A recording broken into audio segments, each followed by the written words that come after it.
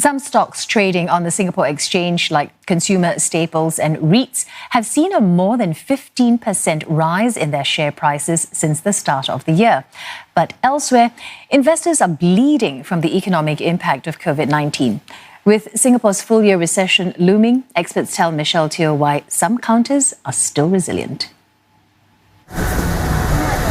As more people work from home to adhere to COVID-19 precautionary measures, more have been cooking their meals at home. And that's benefited stocks of consumer staples and groceries like Sheng Siong, which operates 61 supermarkets across Singapore. Its share price has risen over 22% since the start of the year. Others like data center real estate investment trust Keppel DC REIT have seen an over 17% jump year to date. But elsewhere, it's a sea of red across the Singapore Exchange.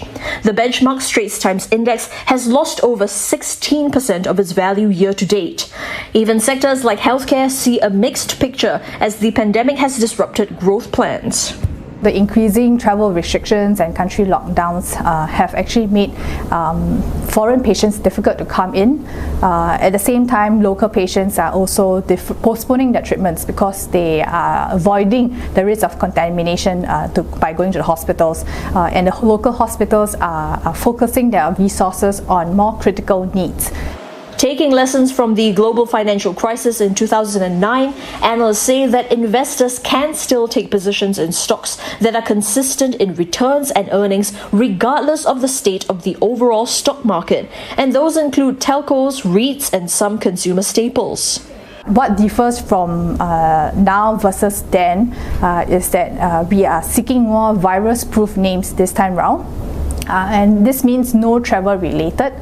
It would also exclude companies that are susceptible to supply chain disruptions.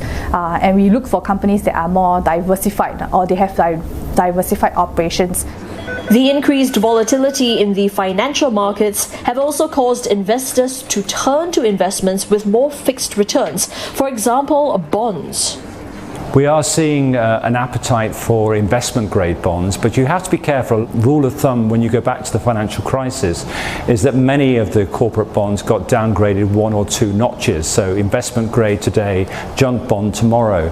Plagued by fears of the coronavirus impact, some investors are also putting their bets in safe haven assets like gold, which soared to its highest in more than 7 years.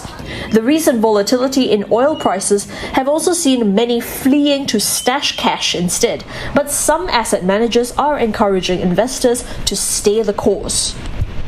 The absolute timing on this is going to be difficult, but it won't be in 12 to 18 months from now that the markets come back in a positive way. It'll be much earlier.